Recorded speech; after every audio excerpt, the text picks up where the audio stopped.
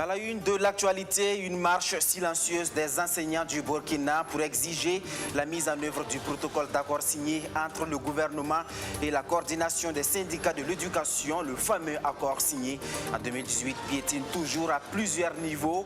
Aujourd'hui, journée mondiale de l'enseignant, les acteurs de l'éducation ont battu le pavé pour interpeller l'exécutif. 7 heures d'arrêt momentané des applications Facebook, Instagram et WhatsApp hier. Le monde a eu l'impression d'être effondré. En tout cas, c'est ce que les milliards d'utilisateurs ont vécu. Le patron de ces applications lui a perdu plus de 6 millions de dollars, soit près de 3,4 milliards de francs CFA en quelques heures seulement. Que s'est-il passé pour qu'on en arrive là? Comment les Burkinabés ont-ils vécu la situation? Élément de réponse dans ce journal. À 10 jours de la 27e édition du FESPACO, on ne sait toujours pas à quoi vont ressembler les spectacles d'ouverture et de clôture. La raison, plus rien ne va entre le chorégraphe en chef et les organisateurs. Que se passe-t-il exactement? Où en sommes-nous avec les préparatifs de la biennale du Festival panafricain du cinéma et de la télévision de Ouagadougou? Draman Konaté, président du conseil d'administration du FESPACO, sera avec nous dans quelques instants. Voilà, pour le sommaire de cette édition. Bonsoir, mesdames et messieurs. Merci de nous rejoindre. Au départ, c'est une marche meeting qui était prévue pour commémorer la journée mondiale de l'enseignant sur fond de revendications. Mais au finish, l'événement s'est transformé en une marche silencieuse pour respecter la mémoire des 14 militaires tués hier matin au détachement militaire de Yirgou dans le centre-nord. Une manifestation sans bruit donc pour interpeller l'autorité sur le respect de ses engagements pris dans le protocole d'accord signé en 2018 suite à une longue lutte du monde éducatif. Benjamin Kwame. Bourse du travail de Ouagadougou. Ils sont 15 syndicats regroupés au sein de la coordination nationale des syndicats de l'éducation à célébrer la 27e édition de la journée mondiale de l'enseignant. Une commémoration symbolique ce 5 octobre 2021 marquée par une marche-meeting transformée en marche silencieuse, loin des vuvuzelas et des coups de sifflet. Les enseignants veulent ainsi respecter la mémoire des 14 soldats tués le 4 octobre dernier à Yirgou. Aujourd'hui, les activités que la coordination des syndicats de l'éducation avait programmées, il y avait effectivement une marche meeting, une marche pour aller remettre le message de la coordination qui résume en tout cas les problèmes que mine le système aux autorités de l'éducation nationale. Avec ce drame survenu à Yirgou, nous avons décidé en tout cas de commémorer modestement cette journée. Les attaques terroristes n'épargnent pas les enseignants. Ils demandent plus de sécurité. La question de l'insécurité dans notre pays, il faut que les autorités en charge de la question puissent voir dans quelles conditions permettre aux enseignants de travailler dans la quiétude. Vous imaginez, je suis dans une classe avec la peur au ventre. Je n'ai pas d'armes pour me défendre en cas de situation assez qu'on ne souhaite pas. Alors, qu'est-ce que je fais? Si on doit travailler avec cette peur au ventre, vous comprendrez que le travail ne sera pas vraiment très bien fait. Mais ils ne s'écartent pas de l'objectif visé à travers cette marche. Main dans la main, ils forment un cordon pour marquer la solidarité entre l'enseignant qui est au cœur de l'éducation. Et c'est au ministère de l'Éducation nationale qu'ils vont remettre leur plateforme revendicative réceptionnée par le ministre Alkassou Maïga. Il y a 4 points saillants. La mise en œuvre diligente et conséquente des engagements pris à travers le protocole signé avec les organisations syndicales des travailleurs de l'éducation et de la recherche. Ce premier point semble avoir tombé dans une bonne oreille. Alkassou Maïga, représentant son collègue de l'éducation, le ministre Stanislas Ouaro, dit être conscient de la revendication qui vise à améliorer leurs conditions de vie et de travail. Nous sommes tous conscients que le développement de ce pays-là ne peut pas se faire sans l'éducation, sans la recherche, sans l'innovation. Mais nous devons également tenir compte des possibilités qui sont ceux de notre pays pour continuer à faire des efforts. Les éléments que vous avez donnés, ça va être transmis là où il faut et ensemble, on trouvera les solutions. La coordination des syndicats de l'éducation indique que si elle donne de la voix, c'est pour expliquer clairement que le système burkinabé est en crise. Ce qu'elle demande urgemment, c'est l'abandon de la voie de la répression, la réouverture de l'ensemble des établissements. Ce qui est urgent ici, c'est le déblocage de la carrière de nos camarades. Il y a des points qui nous tiennent vraiment beaucoup à cœur, mais qui piétinent. Je donne par exemple l'exemple de l'organisation des examens A3, par exemple, des ex-IC, les avancements, les bonifications. Pour rappel, c'est depuis 2018 que le gouvernement a signé le protocole d'accord engageant l'amélioration des conditions de vie et de travail avec les enseignants. Une marche silencieuse au lendemain de la rentrée officielle des classes. Une rentrée qui s'est effectuée dans un contexte où le lycée Philippe Zenda Kaboré a fermé ses portes. Son personnel et ses élèves ont été redéployés dans d'autres écoles. On parle d'environ 4000 élèves. Mais pour certains, les conditions de réaffectation ne sont guère reluisantes. Écoutez les infortunes de ce parent d'élève que nous avons rencontré. Et contre toute attente, on l'a affecté au lycée de Ouidi, alors que moi je suis jusqu'à Benoît. Alors voilà mon problème, la distance.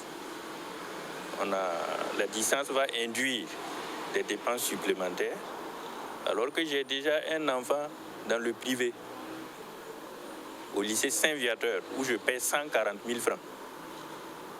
Voilà. Donc c'est ça mon problème. Et moi, j'aurais voulu que quand même les autorités puissent créer une situation qui puisse permettre de corriger un tant soit peu cette situation-là. Ça, c'est le premier problème. Le deuxième problème, moi j'ai dit à l'enfant de commencer ses cours en attendant. Mais c'est que quand il s'est rendu compte, quand elle est allée justement au lycée de Ouidi, on lui a demandé dans les dossiers le certificat de scolarité. Lequel certificat de scolarité doit être délivré au lycée Zenda. Et vous savez tous que le lycée Zenda est aujourd'hui porte close. Mon enfant est venu me dire qu'on leur avait donné lundi et vendredi seulement pour délivrer ces certificats de scolarité-là. Mais même le vendredi passé, mon enfant y est allé. Et personne ne s'est présenté. Nous avons trouvé donc la porte close. Voilà une situation, une autre situation. Mais au-delà, moi, ce n'est pas ma seule personne qui est en jeu. Il y a beaucoup de parents. Il y a quelques-uns que je connais qui sont dans cette situation-là. Peut-être que mon cas n'est même pas le pire. Je connais un gardien qui habite à Yonko 2. Et dont on a affecté l'enfant à Zaktouli. Je connais, on m'a parlé d'une femme qui est à Somgandé, dont on a affecté l'enfant à Kambouensin. Et il y a beaucoup de cas comme ça. Bon, personnellement, j'ai tenté d'entrer en contact avec l'association des parents d'élèves du lycée Zenda. Et cela s'est avéré impossible. Notre association ne peut plus tenir d'assemblée générale. Elle ne peut même plus siéger dans l'enceinte du lycée puisqu'on lui interdit même d'avoir accès. Donc elle ne peut plus siéger au Zenda. Je vous le disais en titre, à quelques 10 jours du début de la 27e édition du FESPACO, la polémique enfle autour de l'organisation. Le ministre de la Culture est accusé de bloquer le décaissement financier au profit des acteurs des spectacles d'ouverture et de clôture. Des observateurs estiment également que la communication sur l'événement est en deçà des attentes. Sur toutes ces questions, le ministre de la Culture, Ellis Thiombiano, a réagi ce matin au micro de nos confrères de Burkina 24. Je vous propose donc de l'entendre. Alors pour ce qui est de mon immixtion, je crois que le FESPACO est un des PE qui relève du ministère de la Culture, des Arts et du Tourisme. Et je crois que je me dois de porter un regard sur ce festival panafricain qui réunit sur le plan international des professionnels du cinéma et de l'audiovisuel. Quand ça ne bouge pas, il faut bien qu'on dise qu'il faut que ça bouge, etc. Sinon, nous nous préparons en tout cas à ce que lumière soit faite sur ce qui est dit à propos donc de cette émission. Parce que je ne sais pas, mais je crois qu'on tiendra en tout cas bientôt à votre, comment dirais-je, à votre, je dirais, à votre connaissance tout ce qui est à dire à propos donc, des informations qui circulent. Et ce serait donc à vous d'apprécier la teneur de ce qui est dit à travers les réseaux sociaux. On a quelques jours du FESPACO. On ne sent rien bouger, à part la communication. On dit c'est Madame la ministre qui bloque tout. Et vous dites que vous allez sortir, mais quand tout ça? Alors, je vous remercie. Bon, quand vous dites qu'on est à quelques jours, qu'on ne sent rien, mais je crois que si vous parlez, c'est parce que vous avez senti quelque chose. Le fait même de dire qu'on ne sent rien, c'est parce qu'on sent. Je crois que si vous ne sentez pas, vous n'allez pas parler. Vous venez de dire que rien ne bouge. Vous venez de dire que rien ne bouge. Non, je n'ai pas dit que rien ne bouge. J'ai dit si il y a quelque chose, je suis obligée. Parce que quand on dit que je mixie, c'est pour dire que j'ai le devoir de regarder ce qui se passe là-bas. Donc, on ne peut pas dire que je me mixie dans quelque chose où je suis. Je fais partie du FESPACO. Le ministère de la Culture fait partie du FESPACO. C'est NPE qui relève du ministère de la Culture. Mais c'est pour dire tout simplement que je crois que les gens de bonne foi savent que ça bouge. Sinon, on ne devrait même pas parler. C'est-à-dire, s'il n'y avait pas d'informations à propos du FESPACO, je ne vois pas comment est-ce que vous aurez pu parler du FESPACO. L'artiste aussi qui vous accuse de ne pas pouvoir entrer dans ces fonds aussi. Ah, c'est pas un fonds. Oui. Est-ce que c'est moi qui m'occupe des fonds? Mais on a dit que ça bloque à votre niveau. Mais c'est normal que les gens m'accusent, mais je ne suis pas celle qui m'occupe des fonds. Il y a un service financier dans tout ce qui relève de l'État. C'est toujours le service financier qui s'occupe des fonds, de ceci, de cela. Quelle est la capacité que j'ai? Je ne gère pas. Je ne suis pas DAF, je ne suis pas DMP, je ne suis pas SAF, etc. Donc, comment dirais-je, tout ce qui est des finances, ça ne relève pas de mon niveau. Je ne m'occupe pas du tout de ça. Et même les entrées, tous ceux qui déposent les demandes, je traite juste les dossiers et je transmets au service technique pour appréciation. Donc, voilà. Place à l'entretien de ce journal pour en savoir plus sur l'organisation de la 27e édition du Festival panafricain du cinéma et de la télévision de Ouagadougou qui débute le 16 octobre prochain. Je reçois donc pour vous Dramane Konaté. Il est le président du conseil d'administration du FESPACO. Bonsoir, M. Konaté. Oui, bonsoir. Et merci d'avoir accepté notre invitation. Alors, où en sommes-nous avec les préparatifs de la 27e édition du FESPACO à quelques 10 jours donc de l'événement? Les préparatifs vont bon train. Il n'y a pas à s'inquiéter, il n'y a pas à s'alarmer. Le comité national d'organisation a été installé. Les différentes commissions travaillent d'arrache-pied pour que ce festival soit à la hauteur des attentes, de toutes les attentes. Vous savez que le FESPACO, après le cinquantenaire, en principe, ne devrait rien prouver au monde entier, après 50 ans d'existence.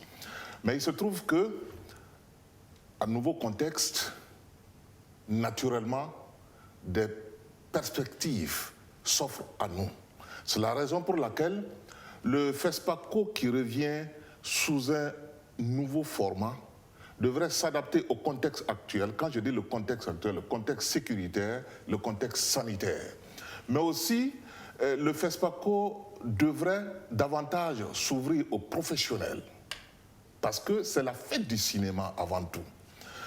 Mais comme c'est le 7e art, ça veut dire qu'il y a plusieurs expressions artistiques qui se retrouvent dans l'environnement culturel du FESPACO. C'est la raison pour laquelle, justement, on parle de plus en plus de chorégraphie à la cérémonie officielle d'ouverture et de clôture, on parle d'exposition, on parle de prestations artistiques ou de nuits artistiques si vous voulez. Donc le FESPACO, en tant qu'événementiel, agrège beaucoup d'activités. Mais je puis vous dire que toutes les commissions travaillent effectivement à rendre le FESPACO encore meilleur. Mais il y a de quoi quand même douter un peu quand on voit, on circule à Ouagadougou, on ne croise aucune affiche, les annonces publicitaires, les spots publicitaires se font toujours attendre dans les médias. Il y a quand même de quoi faire enfler la polémique autour de toutes ces questions. Je crois que BF1 est partenaire du FESPACO. Oui. Alors, si vous allez à l'information, vous allez vous rendre compte effectivement qu'il y a des choses aussi qui sont faites à ce niveau. Et tout à l'heure, je suivais l'élément, vous dites que non, il y a des blocages. Je crois qu'on fait un mauvais procès à Madame la ministre de la Culture. En tant que président du conseil d'administration, je puis vous dire que les arbitrages budgétaires continuent toujours. Et vous savez qu'il faut que le conseil d'administration valide. C'est la raison pour laquelle, avec justement les collègues, je leur ai dit que très rapidement, il faut que nous siégions. Mais pour siéger, il faut nécessairement qu'on ait les éléments budgétaires. Et ce que le FESPACO, entre-temps, n'a pas réussi à boucler. Pourquoi?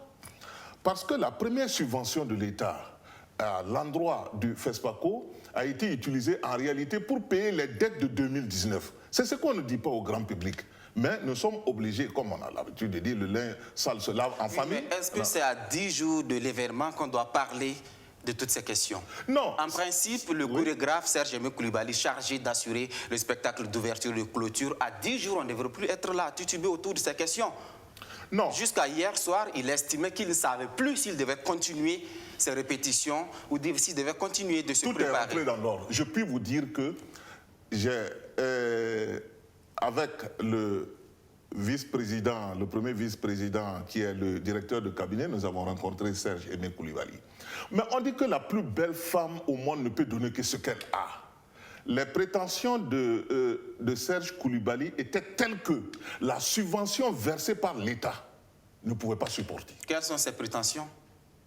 Ben, vous m'excuserez de ne pas dévoiler. Pour le moment, il n'y a pas un contrat. C'est important parce qu'il s'est exprimé hier publiquement, tout le monde l'a entendu. Il estime que c'est le ministre de la Culture qui bloque l'avancée des choses.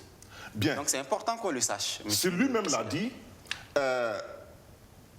je puis vous rassurer que tout est entré dans l'ordre, dans la mesure où il avait demandé environ 88 millions. L'État burkinabé, où la subvention... À quel moment est-ce qu'il a fait cette demande? Ben, c'est venu directement, d'abord sur le portable, effectivement, de Madame la ministre. Il n'y a pas eu de contrat entre vous?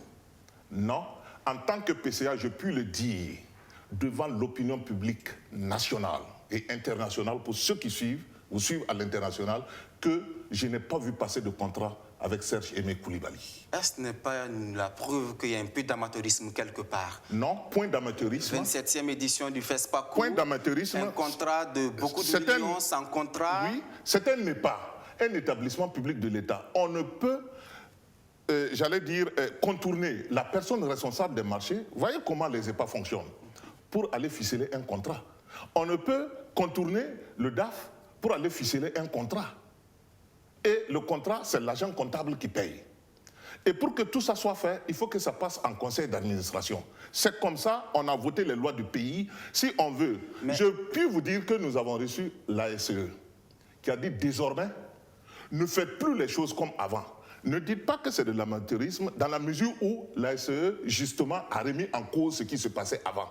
Que donc, de ne plus dire... Pourquoi depuis des mois, on n'a pas expliqué à M. Serge Aimé Coulibaly qu'on ne pouvait pas fonctionner de cette manière? Pourquoi attendre quelques 10 jours avant de lui sortir? C'est la question que tout le monde se pose, M. Konaté. Non.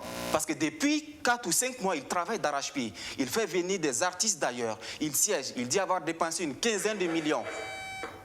Parce que le contrat, ou du moins si vous voulez, ce contrat tacite, parce qu'il n'y a pas de contrat formel, a été passé de façon irrégulière, je puis le dire. Et moi, en tant que président du conseil d'administration, en fait, on a décroché le téléphone. D'aucuns ont décroché le téléphone, on a appelé le chorégraphe Serge Coulibaly pour dire « Ok, voici le spectacle que nous commandons pour l'ouverture et pour la clôture. » Mais sans que le conseil d'administration ait siégé et qu'on ait donné notre accord. Donc, ça devient un peu comme pas un manque de professionnalisme, comme du favoritisme. Parce qu'on pouvait faire un appel ouvert à tous les chorégraphes du Burkina Faso pour dire, bon, ok, qui est en mesure de nous proposer un scénario digne de ce nom? C'est ça aussi le professionnalisme, c'est ça aussi la rigueur dans la gestion. Et après, on se retrouve avec des dettes qu'on n'arrive pas à éponger. La preuve est que 2019, toutes les dettes qui ont été contractées, et parfois même, il y a des spectacles qui ont été donnés sans contrat signé. En fin de compte, on se tourne vers l'État, on dit, aidez-nous à éponger à peu près 1 milliard de dettes de 2019. Donc, la subvention que l'État met à notre disposition, on dit, faites attention, vous avez d'abord des dettes à éponger. Ce que nous avons eu à faire pour certains prestataires, toutes les dettes même ne sont pas épongées. Et maintenant, on dit, il faut désormais mettre un peu d'ordre dans cette affaire. Parce que c'était, entre-temps, quelque chose, moi je puis le dire parce que je suis président du conseil d'administration. Et entre-temps, effectivement, il y avait comme une sorte de laisser-aller dans les finances publiques. La SCE est venue dire, non, ne faites plus les choses comme avant.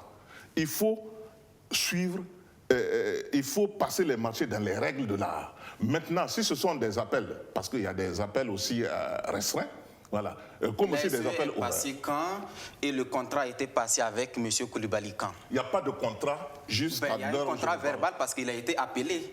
Il y a un contrat verbal au moins qui existe entre vous. Nous sommes dans une société de l'écrit. Le droit, ça veut dire, c'est écrit, il est dit. Seriez-vous en train de dire qu'officiellement, il n'a jamais été touché, M. Serge Koulibaly, le chorégraphe? Peut-être par le FESPACO, mais par qui au niveau du FESPACO? Nous n'avons pas mené ces investigations pour savoir qui, entre-temps, a décroché le téléphone. Mais ce qui est sûr, il était pressenti. Il était pressenti. Mais le contrat dûment ficelé, moi, je ne l'ai pas vu passer. À qui la faute? Mais à la faute à tous ceux qui sont en train de parler sans aller à l'information. Pour dire que non, il y a un contrat. Vous voyez que je vous ai dit, en tant que PCA, moi, je n'ai pas vu de contrat passer. D'un. De deux, par rapport au budget, vous dites, bon, voilà, il y a des blocages, on ne veut pas libérer le budget. Non. L'État a donné ce que l'État a donné. Pour la partie animation, cérémonie officielle d'ouverture et de clôture, c'est 25 millions. Serge a demandé, je crois au début, autour de 200 millions ou 300 millions, ce qui m'est revenu. On dit, mais ce qu'on nous a donné, voilà, c'est ça. Il a parlé de 85 millions, lui. Oui, c'est pour dire que plusieurs fois, Madame lui a dit, non, on n'a pas ce budget. C'est la raison pour laquelle il est revenu sur les je crois 85 ou 88 millions là. Mais ça, il a dit que bon, il était vraiment preneur parce que c'est quoi le FESPACO? D'abord, c'est la fibre patriotique. C'est travailler avec très peu de moyens, mais montrer à la face du monde que nous sommes toujours capables. Mais ceux qui ont initié le FESPACO, ce festival-là, au début, c'était sans grands moyens. D'accord. On aura compris qu'il y a eu un peu de cacophonie au départ, mais au jour d'aujourd'hui, vous nous rassurez donc que le spectacle... Tout est rentré dans l'ordre. C'est Serge Aimé Koulibaly qui va notamment mobiliser les acteurs autour de cela. Et c'est lui, effectivement, qui, avec Maestra, nous l'avons reçu dans notre bureau, il va essayer de prouver aux Burkinabés que lorsqu'on est engagé, lorsqu'on a fait la fibre patriotique, effectivement, on peut servir au peuple burkinabé un FESPACO à la hauteur des attentes, malgré les difficultés du moment. D'accord. Merci, Dramane Konaté, président du conseil d'administration du FESPACO, pour toutes ces précisions liées donc à la 27e édition du FESPACO. Vous restez avec nous pour la suite de ce journal. Merci. 7 heures d'arrêt momentané des applications Facebook, Instagram et WhatsApp hier. Et le monde a eu l'impression d'être effondré. En tout cas, c'est ce que les milliards d'utilisateurs ont vécu. Le patron de ces applications, lui, a perdu plus de 6 millions de dollars, soit près de 3,4 milliards de francs CFA en quelques heures seulement. Que s'est-il passé pour qu'on en arrive là? Comment les Burkinabés ont-ils vécu la situation? Élément de réponse. Une double crise pour le géant des réseaux sociaux. Après ses révélations dans les médias dimanche, c'est devant une commission parlementaire au Capitole que Frances Haugen, une ancienne ingénieure, doit témoigner. Elle accuse le groupe de Mark Zuckerberg d'utiliser des algorithmes pour privilégier les profits au détriment de la sécurité et du bien-être de ses utilisateurs, notamment des adolescents. Et comme si cela ne suffisait pas, des milliards d'utilisateurs ont été privés de Facebook, WhatsApp, Messenger et Instagram pendant plusieurs heures, obligeant le directeur technologique à présenter ses sincères excuses. J'adore Instagram, c'est l'application que j'utilise le plus, surtout pour mon travail. Personnellement, je suis toujours sur l'appli, alors ça craint. Une de mes meilleures amies m'a engueulée aujourd'hui parce que je ne regardais pas mes messages. Et en fait, j'avais reçu aucun message parce que les plateformes ne fonctionnaient pas. Une panne mondiale qui aurait été causée par un changement de configuration défectueux des serveurs. Résultat de cette double crise, le fondateur du groupe, Mark Zuckerberg, a perdu près de 6 millions de dollars à Wall Street. Évidemment, au Burkina Faso, vous avez vécu la même situation puisque la panne était mondiale. Comment les Burkinabés ont-ils vécu cette expérience amère de se passer de ces applications pendant plus de 6 heures? Nous avons recueilli quelques réactions pour vous. Regardez. Ce lundi 4 octobre, entre minuit et 15h30, tout allait bien pour tous ceux qui passaient beaucoup plus de temps sur les réseaux sociaux pour des raisons diverses. Mais à partir de 16h, temps universel, les utilisateurs de Facebook, WhatsApp, Messenger et Instagram vont commencer à faire des grises mines. Pourquoi? Eh bien parce qu'ils ne peuvent plus avoir accès à toutes ces plateformes. Fâcheries, boudes, injures même à l'endroit des maisons de téléphonie, interrogations en monologuant, extinction, redémarrage du téléphone, changement de carte SIM, tout a été observé chez des millions d'utilisateurs du Burkina Faso et d'ailleurs. Hier, effectivement, j'étais en train de faire la propagande par rapport à la marche de jeudi sur Facebook. Et en temps, je voyais que les choses ne passaient plus. Voilà, je pense que c'était mon portable. Voilà, rapidement, on décoche les connexions, on recoche, on essaie d'éteindre le portable, on rallume. Hier, j'ai redémarré mon portable fatigué. Je suis obligé d'appeler où j'ai payé le portable, la même chose. J'ai subi de plein fouet cette panne. Au début, je ne comprenais pas. Je pensais que je n'avais plus de mégas. Donc, j'ai rechargé tout de suite mes mégas. Et ça ne venait toujours pas. Donc, j'ai dû rallumer aussi mon portable, comme beaucoup l'ont fait aussi 2-3 fois. Et pendant ce temps, tout semblait arrêter autour de tous ceux qui ne pouvaient passer une seule seconde sans leur smartphone. Là, ça concerne les tchatcheurs sur les profils Facebook et comptes WhatsApp. Mais pas que. Il y a ceux qui ont des pages avec des centaines et millions d'abonnés, du commerçant à l'artiste musicien, en passant par les pages d'infos et pages d'institutions. C'était un chômage technique pour tous les webmasters et community managers. Et la liste est longue. Ça a joué beaucoup parce que, mine de rien, on est tellement habitué aux réseaux sociaux que forcément ça va jouer sur nous parce que on dit l'habitude est une seconde nature. On a senti quand même un vide, quoi.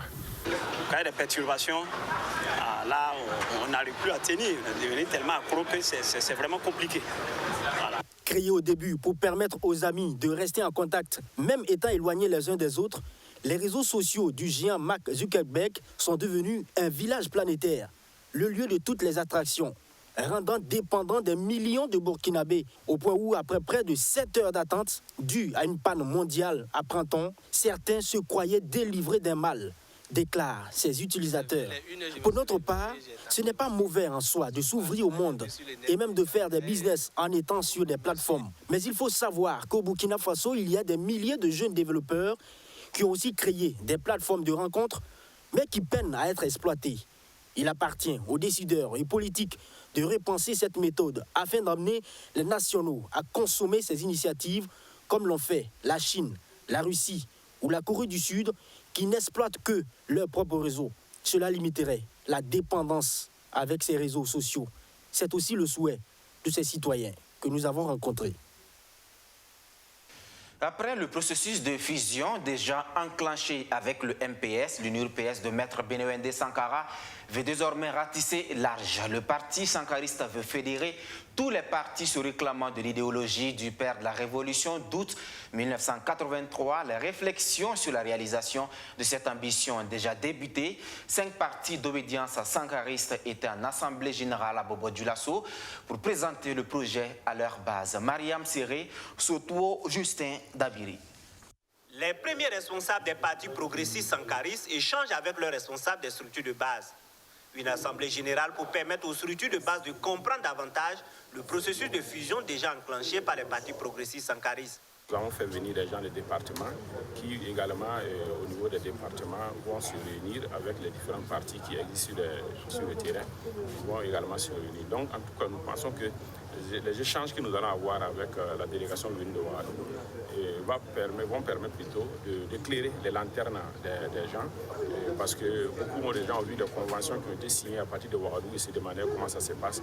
Mais aujourd'hui, c'est l'occasion pour eux de comprendre réellement le processus de fusion qui sera expliqué en long et en large. Pour le président de l'UNPS, cette fusion est promoteuse car à la différence des précédentes, celle-ci donne la parole à la base. Au sommet, plusieurs scénarios d'union qui n'ont pas vraiment marché jusqu'à la Convention Sankari de 2015. Et nous avons pensé cette fois-ci qu'il faut inverser la tendance, c'est-à-dire faire la fusion par la base. Voilà pourquoi nous sommes venus ici à Bobo-Dioulasso pour rencontrer les militants et les militantes de ces formations et partis politiques qui sont déjà engagés dans la dynamique. Et la question de l'unité est une question qui a toujours été posée. Et comme je le disais, la fusion ne peut se faire véritablement qu'à la base. Et si la base adhère, ça veut dire que le sommet est obligé de suivre la volonté du peuple. La fusion des partis et formations progressistes sankaristes est partie de la volonté de l'Union pour la Renaissance Parti Sankariste UNPS et du Mouvement patriotique pour le salut MPS. Un appel a été ensuite lancé et a permis à des formations et partis sankaristes, notamment l'Union pour la Renaissance démocratique Mouvement Sankariste face aux causes et la convergence des patriotes et des progressistes face au barrage de ce genre au processus. Le congrès de fusion de tous ces partis et formations sankaristes aura lieu en principe du 30 octobre au 1er novembre 2021 à la Maison du Peuple à Ouagadougou. Restons à Bobo-Dioulasso, à une vingtaine de kilomètres de la ville, plus précisément dans la commune rurale de Bama, où il y a de la tension dans l'air. Un processus de lotissement divise des propriétaires terriens de 3 villages qui se querellent un terrain de 100 hectares. L'association Bama Taforo tente de calmer le jeu pour une issue heureuse. Les précisions de Soto Justin Dabiri. Ce sont au total 300 hectares de terrain qui sont en cours de lotissement dans la commune de Bama. 100 hectares Soleni, 100 hectares Bama et 100 hectares Badara. Justement à Badara, des populations de Banaorodougou et de Surukudougou s'opposent au processus en cours. Elles dénoncent le manque de consensus dans la démarche du maire de la commune. Une position que ne partage pas l'association Bama Taforo, pour qui le processus de lotissement a pris en compte toutes les parties prenantes. Nous ne nous en cachons pas et nous l'assumons. Même avec fierté, nous ne sommes pas des opportunistes. Quand ça n'allait pas, nous avons pris la tête de la fronde sociale aux côtés de la chefferie coutumière pour défendre une vision et des valeurs. Ils ont dit que non, ils sont en train de faire un travail sans associer les propriétaires terriens. Et se voyez. Et que le maire n'est pas venu envers les chefs des 2 villages. Et pourtant, tous les chefs se retrouvaient ici. Voilà. Donc, cela veut dire qu'aujourd'hui, il n'y a rien comme différence. Et se voyez. Et les problèmes que nous on avait soulevés aussi ont eu des réponses. Parce que ce soit les 300 parcelles dont nous on revendiquait, le maire nous a éclairci. Et c'est les conseillers qui peuvent témoigner. Ils ont tous pris une décision ensemble. Donc c'est tout le conseil municipal qui était impliqué dedans. Et là, il nous a répondu. Voilà. Concernant aussi le respect des chefs, il est venu vers les chefs pour les demander pardon. Il n'y avait plus rien. Concernant les propriétaires de terrain aussi, il a été clair. Il a dit que non, si tu ne veux pas donner ton terrain, on le laisse. Ce n'est pas une obligation. Donc ça a été tellement clair que sur ce sujet, il n'y a rien comme différence en fait. L'association Bama Taforo réaffirme donc son soutien au processus de lotissement en cours dans la commune de Bama. Je pense que nous, on n'a pas de problème avec quelqu'un. Dès le départ, c'est ce qu'on a dit, le plus important, qu'ils puissent s'entendre. Et notre lutte, c'était quoi? Si le maire voulait vraiment faire quelque chose qui n'allait pas, vraiment, qui n'était pas favorable à la population, nous, on devait s'opposer. Et jusqu'à preuve de contraire, nous, on est dans la commission pour superviser le travail. Et se voyez. Cela veut dire, s'il y a quelque chose qui ne va pas, nous, on doit dire non. Voilà. Donc, et ils ont la chance parce que les chefs nous ont désignés pour ça. Voilà. Donc, nous, aujourd'hui, nous, on les appelle vraiment de croire un peu à nous aussi. Et s'il y a des problèmes, au lieu de se lever, crier de gauche à droite, ils n'ont qu'à venir vers nous. Voilà. Ensemble, nous aussi, on va voir le maire. Quelles sont les difficultés qui sont là? On trouve solution ensemble. L'association Bama Taforo invite les acteurs sociopolitiques de la commune de Bama à privilégier le dialogue franc et honnête afin de préserver et renforcer les acquis de la commune. Et c'est dans ce contexte de crise dans le secteur du foncier dans la commune de Bama que l'association Jeunesse Espoir d'Afrique va se déployer dans cette commune. Il y a la commune de Bama dans le Oué, mais aussi celle de Ouri dans les Balais. Il est question dans ces deux communes rurales d'identifier les obstacles à la pleine participation des jeunes et des femmes à la gouvernance locale. C'est un projet qui a une durée de 4 mois. Ce sont en réalité des tables rondes qui seront organisées. Elles devraient voir la participation de 160 personnes, dont 80 jeunes et 80 femmes. Abdou Aziz Sari. Au Burkina Faso, les jeunes de moins de 35 ans représentent environ 80% de la population, selon les résultats préliminaires du 5e recensement général de la population et de l'habitat.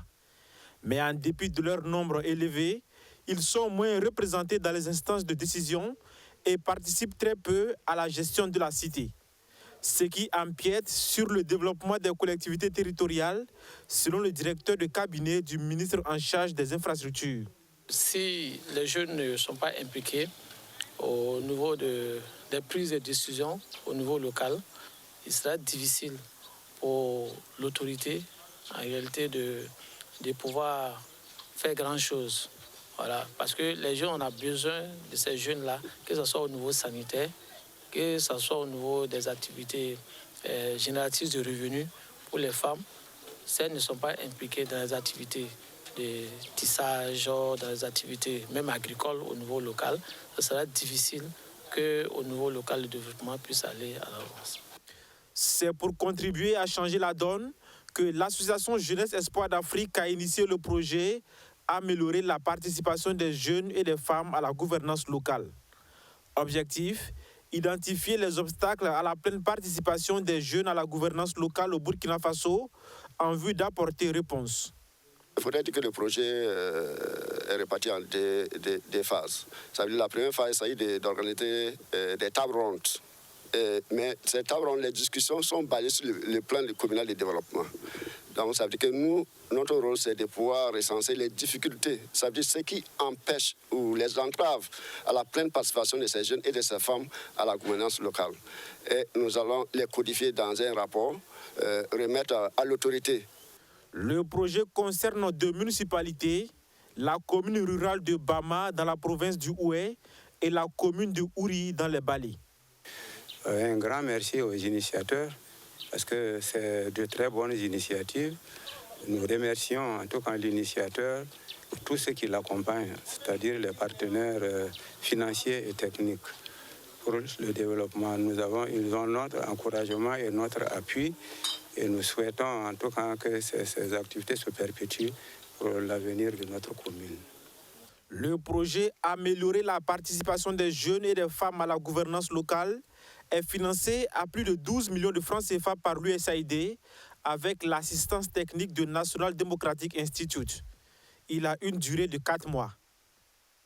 Direction à présent le Centre de recherche environnementale agricole et de formation de Camboïssin où l'INERA a reçu un lot de matériel d'une valeur de 280 millions de francs CFA. Un don composé de véhicules, de motos et de matériel informatique. C'est la matérialisation du projet ABE. Plus de précisions avec Justin Amonto. 4 véhicules, 5 motos, en plus du matériel informatique et une chambre froide, avec installation solaire, remis ce 30 septembre à l'INERA, l'Institut de l'environnement et de recherche agricole. Ici au Centre de recherche environnementale agricole et de formation de Camboïssin, arrondissement 9 de la ville de Ouagadougou, c'est la joie dans le cœur des bénéficiaires. Ce don d'équipement d'une valeur de 280 millions de francs CFA s'inscrit dans le cadre du projet ABE. Le projet intitulé « Renforcement des réseaux et des capacités institutionnelles en amélioration des plantes pour le développement de cultures résilientes répondant aux besoins des paysans d'Afrique de l'Ouest, ABI, qui nous réunit aujourd'hui, est un projet régional qui ambitionne de mettre en œuvre une approche coordonnée en sélection variétale, tant au niveau régional que national, pour améliorer et moderniser les pratiques de sélection et mieux identifier les demandes du marché. Selon le ministre en charge de l'enseignement supérieur, ce lot de matériel et d'équipement vient renforcer la capacité des chercheurs en matière de sélection des produits dans le secteur agricole. pour pouvoir avoir de bons rendements, il est important d'avoir les variétés qui sont les meilleures et qui soient adaptées à nos conditions climatiques. Et ce projet-là vient dans ce sens-là. Je sais que nous avons des chercheurs assez compétents en matière de sélection dans tous les domaines et que l'accompagnement dont ils bénéficient va être un accompagnement qui va leur permettre effectivement de répondre aux attentes et aux besoins de nos populations. Ce geste de l'Union européenne en collaboration avec CORAF du Sénégal et la fondation Bill et Melinda Gates vise à accompagner efficacement le projet ABE. C'est très important effectivement de soutenir le développement d'une agriculture résiliente, une agriculture au bénéfice des producteurs, au bénéfice des populations, qui puisse aussi résister justement les défis du changement climatique. Et donc c'est un projet vraiment qui nous espérons pourra développer, notamment cette variété résiliente, qui pourront développer donc une agriculture plus forte, plus à même de répondre à ces défis.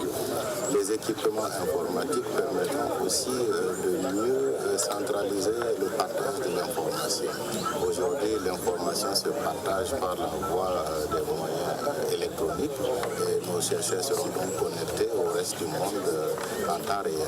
5 milliards de francs CFA est le coût global estimé pour la mise en œuvre du projet. Renforcement des réseaux et des capacités institutionnelles en amélioration des plantes pour le développement de cultures résilientes, répondant aux besoins des paysans de l'Afrique de l'Ouest, ABE.